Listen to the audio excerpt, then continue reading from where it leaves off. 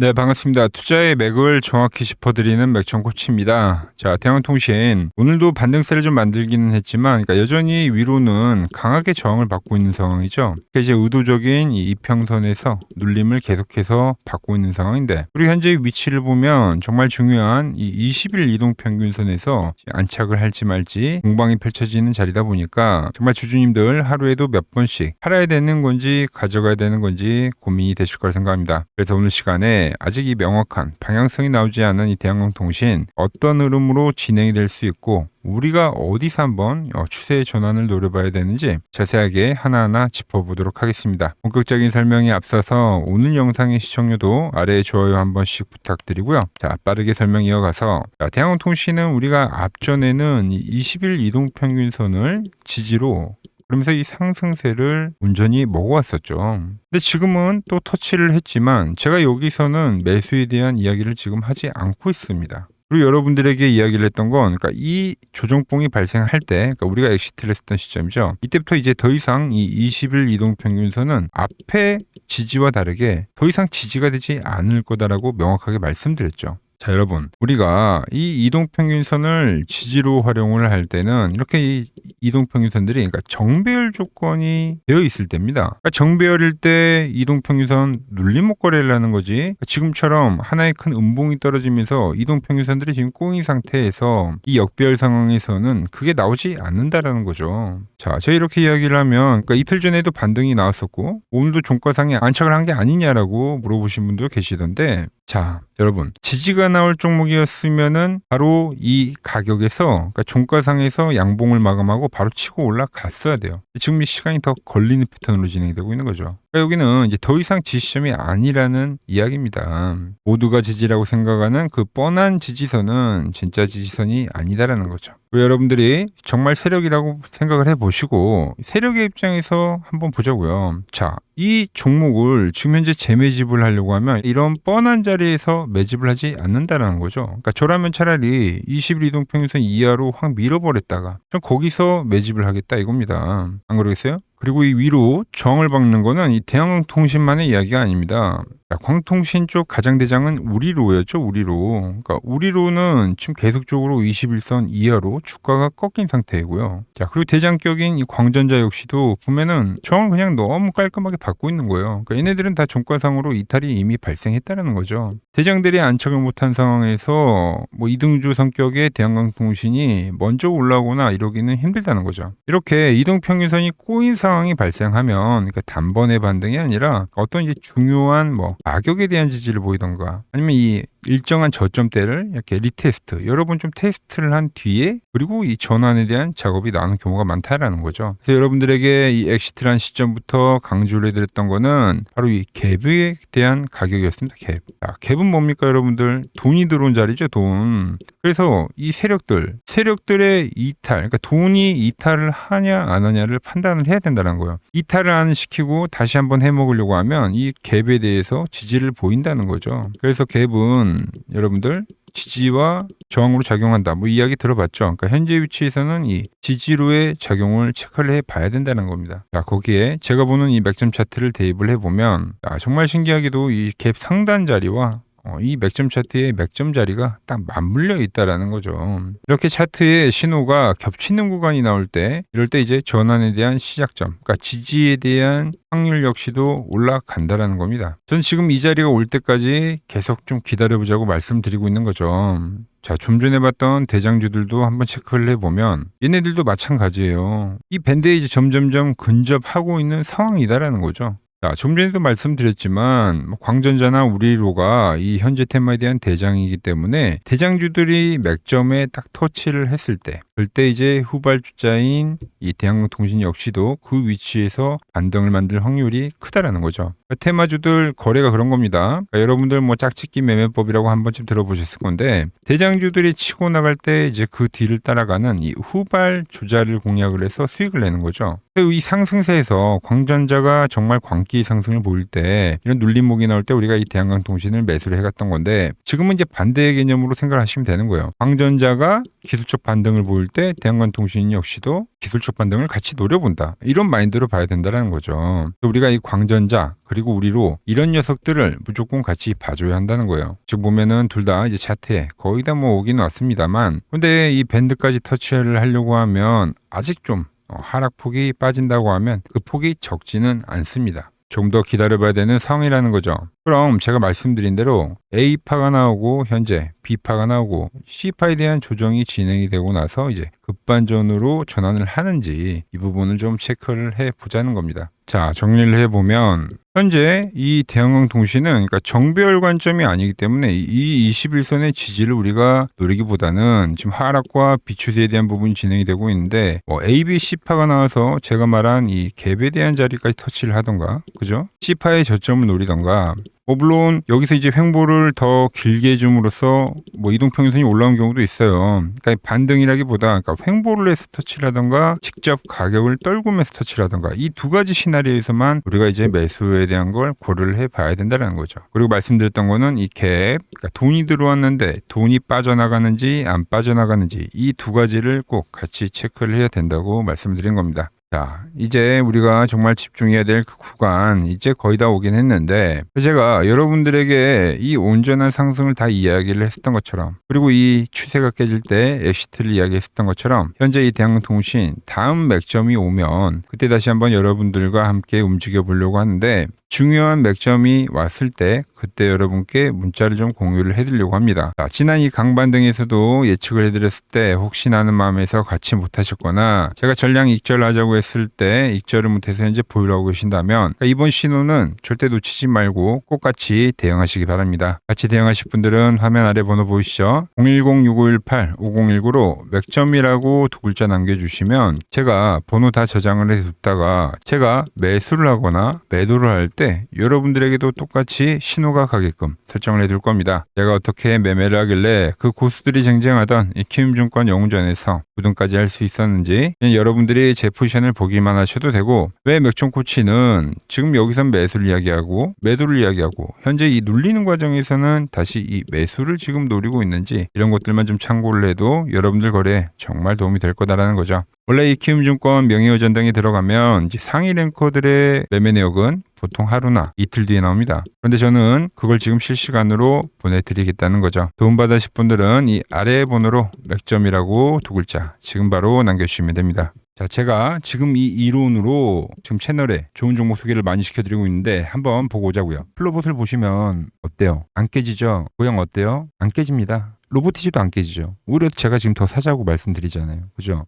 최근에 뭐 잡아드렸어요? 필옵틱스. 정말 아쉬운 거는 뭐냐면은 제가 이 엑시콘이랑 오키스 전자도 다 잡아드렸어요. 보시면은 그러니까 맥점에 닿는 애들은 제가 잡아드린다고 했잖아요. 돈이 되는 정보. 근데 다 잡아드렸는데 자 보세요. 자 지금 저희 채널 가보시면 맥점 코치 부품주라고 치면은 이렇게 된다니까요. 보통 요즘에 제가 잘 가는 뭐 에코프로나 그런 것들은 조회수 엄청 많이 나오는데 이 탑2를 찍어드렸는데 조회수가 죽어버리더라고. 근데 이런 거를 제가 문자로는 다 보내드린다는 겁니다. 뭐 한미반도체뿐만이 아니라 그때 이야기했던 게 뭐 저 영상 확인해 보시면 아시겠지만 엑시콘 최바닥일 때, 오킨스 전자 최바닥일 때, 필옵틱스도 최바닥일 때 다 짚어드린 겁니다. 오늘은 제가 특별히 이 버블에 대한 이야기를 좀 추가적으로 해드리고 앞으로 어떤 종목을 봐야 하는지도 한번 살펴볼게요. 자, 지금과 똑같은 시장이 이제 86년도 그리고 이 2000년도에 한번 있었습니다. 86년도는 산업혁명이었고요.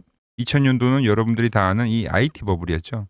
그런데 전 지금 시장은 이 86년도와 가깝다 이렇게 보고 있는 겁니다. 이 86년도 시장을 돌아보면 이때는 이제 전자화 시대의 시작이었습니다. 그러면서 어떤 종목들이 갔냐면 지금과 같은 이 기술주들이 엄청나게 가고 그 뒤에 이 인프라 쪽 건설, 철강, 뭐 조선 이런 쪽이 엄청나게 갔죠. 그리고 당연히 저금리 구간이었기 때문에 은행주도 갔고 그 뒤에는 증시도 엄청나게 상승하니까 증권도 오르더라는 겁니다. 그리고 이때가 뭐였죠? 이 3저 호황기였죠. 뭐 저금리, 저유가, 뭐 저달러. 자, 여기서 이제 딱 무릎을 치게 하는 거죠. 뭐 트럼프 때문에 저유가와 저달러, 거기에 이 저금리까지. 그리고 잘 보세요. 지금 이 26년도 시장은 뭐냐면 86년도에는 전자화 시대였다고 하면 지금 이 대 AI 시대죠. 주제는 바뀌었지만 그 흐름은 같다는 겁니다. 그러면서 지금 이 기술주들 가고 있고, 그래서 제가 올해는 뭐 인프라 쪽을 계속 이야기를 하는 거고, 은행 같은 경우는 지금 계속 점진적으로 계속 상승을 하고 있잖아요. 조용히. 그런데 이 86년도 시장이 상승세가 이 5년을 갔습니다. 5년을. 근데 우리나라 지수 지금 어때요? 이제 고작 1년 좀 넘게 상승을 해주고 있는 거죠. 물론 이 안에 이 조정에 대한 시간도 분명히 있었습니다. 뭐 몇 개월씩 나오긴 했죠. 뭐 지루한 엄청난 횡보를 하던가. 하지만 엄청나게 장기간 동안 대세 상승을 보여주더라는 거죠. 자, 그리고 지금 우리나라에서 진행하는 게 이 밸류업 프로그램이죠. 최근 이제 일본이 이 밸류업 프로그램을 하고 나서 지수가 이 5배가 뻥튀기가 됐습니다. 우리나라는 이제 뭐 2,000포인트에서 이제 4,000포인트 좀 넘어가는 거기 때문에 뭐 2배, 뭐 2배 정도 상승을 한 거죠. 그런데 지금 이 정부가 이 밸류업 프로그램을 하면서 목표하는 게 뭐냐? 바로 이 6월 달에 있는 이 MSCI 이 선진국 지수 편입을 하기 위해서죠. 그래서 최근 나온 뉴스가 24시간 거래가 된다. 뭐 외환시장도 개방을 하고 그리고 상법 개정안 같은 경우도 지금 1단계, 2단계, 뭐 3단계 단계별로 계속 진행을 하고 있고 이 모든 게 왜? 바로 이 선진국 지수에 편입을 하기 위해서입니다. 이게 이제 6월 달에 발표가 있으니까 거기에 맞게 정부가 움직임을 보이고 있다는 겁니다. 자, 그럼 편입이 되면 무슨 효과가 되냐? 이제 모든 이 업종들이 재평가를 받게 되는 거예요. 자, 그러면서 이 패시브 자금이란 게 들어옵니다. 수십조의 자금이 들어오게 되는 거죠. 그리고 이 선진국에 편입이 되면 이 장기 투자 성향이 강한 이 글로벌 연기금까지도 들어와서 이 지수의 하방 경직이 또 생기는 거죠. 거기에 이제 코리아 디스카운트도 해소가 되는 거고요. 자, 그럼 이 자금들이 들어와서 어디로 가냐? 우선적으로 이 시총 상위 종목들을 사갑니다. 뭐 삼전이나 뭐 하이닉스가 대표적이고요. 물론 이 현대차, 뭐 바이오 쪽에서는 삼성 바이오로직스가 있겠죠. 그런데 이 종목들을 보면 이미 너무 많이 올라서 올라타기가 쉽지 않죠. 자, 하지만 걱정할 필요가 없습니다. 자, 그 다음 가는 업종을 저는 명확히 알고 있거든요. 이 다음으로 가는 종목은 바로 이 지주사입니다. 지주사. 배당을 늘리거나 이 자사주 소각을 하는 기업들인 거죠. 자, 그러니까 어제 오늘 뭐가 가요? 바로 이 지주사가 가는 겁니다. 지주사가. 지금 보시면 하나 같은 경우도 이 파란 밴드에서 지지를 받고 엄청나게 지금 폭등세를 보여주고 있고 뭐 효성 같은 지주사들도 다 이 파란 밴드에서 이 쌍바닥까지 만들면서 지금 급등을 보여주고 있죠. SK도 마찬가지죠. SK는 고점 돌파를 하는 건데 더 상승을 해줘야 되는 차트죠. 자, 이 지주사가 가고 그 다음 뭐가 가냐? 제가 보는 이 업종이 갈 건데 자, 지금 차트를 보시면 이 종목도 마찬가지죠. 지금 강한 상승 뒤에 계속 기간 조정을 충분히 받은 겁니다. 그러면서 이 파란 밴드에서 정확하게 지금 지지를 받더라. 이런 차트들로 다음 상승 파동으로 가는 종목들 정말 많이 봤죠. 뭐 하나오션뿐만이 아니라 뭐 LS 일렉트릭도 그렇고 다 이 패턴으로 해서 고점 돌파를 한 종목입니다. 자, 그리고 지난번에 이 히든 종목은 뭐였냐? 이 전력주였습니다. 지금도 이 20% 수익은 진행이 되고 있는 거죠. 그런데 이번에 히든 종목 절대 놓치면 안 되겠죠? 자, 히든 종목 받는 방법도 아주 간단합니다. 아래에 번호 보이시죠? 010-6518-5019 여기로 숫자 2라고 문자 보내주시면 지금 맥점 밴드에 정확히 지지하고 있는 이 히든 종목 제가 공유해드리도록 하겠습니다. 자, 돈 드는 거 아니죠? 꼭 받으셔서 이번 수익 꼭 가져가시기 바랍니다.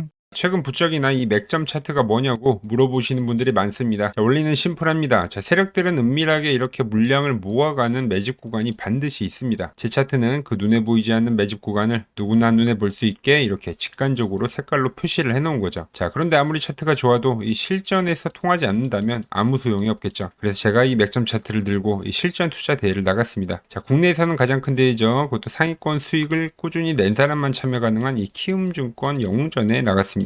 자, 1년에 한 번 열리고요. 제가 만든 차트로 전체 9등을 했습니다. 자, 맥점꽃이라고 이렇게 이름이 적혀 있고 그리고 직인도 찍혀 있고 자, 2023 키움 영웅 결정전 전체 9등. 자, 솜뭉치. 예, 솜뭉치는 제가 키우는 강아지 이름입니다. 솜이뭉치. 참 귀엽죠? 자, 혹시나 이래도 의심을 하시는 분들 계실까봐 그래서 제가 지금 바로 이 키움증권 사이트에 들어가서 명예의 전당에 들어가 보겠습니다. 자, 보시면 2023년도 1천대회 보이시죠? 조작할 수 없는 이 실제 키움증권 서버 화면이고 이 쟁쟁한 이 고수들 사이에서 당당하게 이 맥점 차트로 구의를 했다. 그러니까 쉽게 말해서 이 맥점 차트는 이 실전 투자에서 이미 검증을 마친 차트란 뜻입니다. 그 검증을 마친 차트로 제가 지금 이 종목과 이 지수에 대입을 해서 지금 설명을 해드리고 있는 거죠.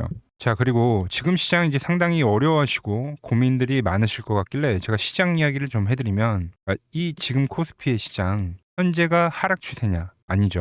그러니까 여기서 한 차례 음봉이 길게 떨어진다 하더라도 이거는 이 주 추세, 이 상승 추세에 대한 이탈이 되는 게 아닙니다. 그러니까 큰 그림에서는 변함이 없어요. 그러니까 무슨 말이냐면은 여러분들한테 이 86년도 시장 많이 이야기해드렸죠. 이 3조 호황기 시장을 말씀드리면서 그리고 이 2000년도 초반에 발생했었던 이 상승 국면들. 그러니까 지금 이 상승이 이 1번의 시장과 이 2번의 시장이 지금 이 짬뽕으로 나오는 시장이에요. 짬뽕. 그러니까 믹스의 시장. 그러니까 일단 대세 상승이 맞긴 해요. 대세 상승. 그래서 이 상승 주기를 보면은 어떻습니까?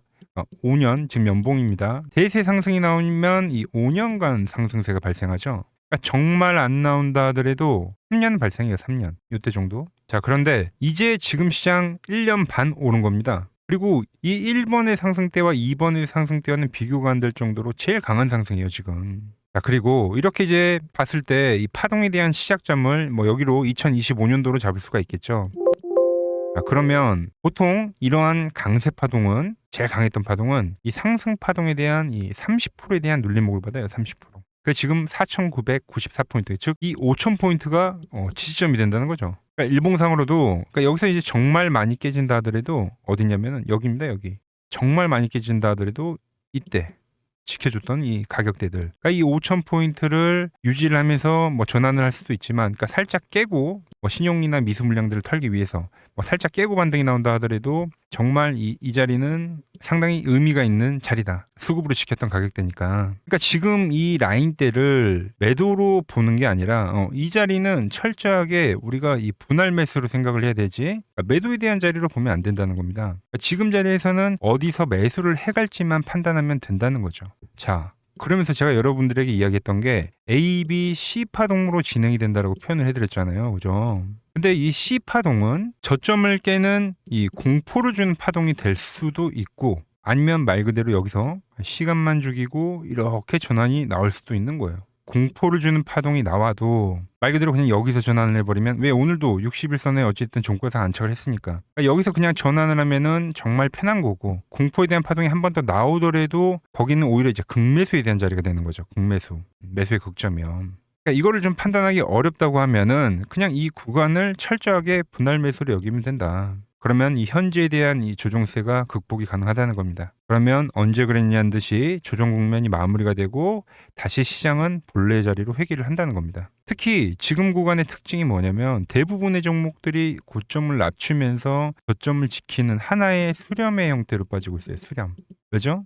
전쟁이라는 악재로, 그러니까 의도적으로 주가를 눌리는 거죠. 그러니까 의도적 눌림. 이게 이제 해소가 되는 국면에서에 대한 돌파, 시세 폭발, 그러니까 상승. 저는 그래서 이 패턴을 봤을 때 그러니까 이번 전쟁이 그렇게 길게 가지는 않는다는 거죠. 오히려 이때와 같은 공포가 만들어진다면 매수에 대한 마인드를 유지를 해야 된다. 제가 지금 이 시장을 한 사이클로 봤을 때는 지금 우리가 이렇게 3차 상승, 그러니까 3고점이 발생이 되면 한 사이클이 끝난다고 표현을 하잖아요. 지금 한 요 국면 정도 왔다는 거죠. 지금은 많이 오른 자리에서에 대한 조정이기 때문에, 그러니까 변동성은 크지만 한 이 정도 국면에 와 있다. 이 다음 파동이 존재한다라는 이야기를 해드린 겁니다. 다음 파동이 더 나와줘야 돼요, 지금은. 그럴 때 이제 다시 뭐 반도체, 뭐 로봇, 뭐 2차 전지, 특히 최근에 강했던 이런 에너지나 바이오도 빼놓을 수가 없겠죠. 이런 기존 주도 섹터들, 그러니까 시총 상위 섹터들이 다시 이 순환매를 만들면서 시장을 이끌 거라고 지금 보고 있는 겁니다. 지금 시장이 이제 갈피를 잡기 힘들고 이 대응이 어렵다 하시는 분들 많으실 겁니다. 저 맥종코치와 함께 하신다면은 지금 이러한 이 큰 그림 안에서 이미 짜인 이 시나리오대로 움직일 수가 있다는 겁니다. 지금 같은 시기에 혼자 너무 고민하지 마시고 저와 함께 이 시장을 좀 잘 극복해 나가시길 바랍니다. 저와 끝까지 함께 가보실 분들은 이 아래 번호로 이렇게 맥점이라고 문자 한 통 남겨주시면 됩니다.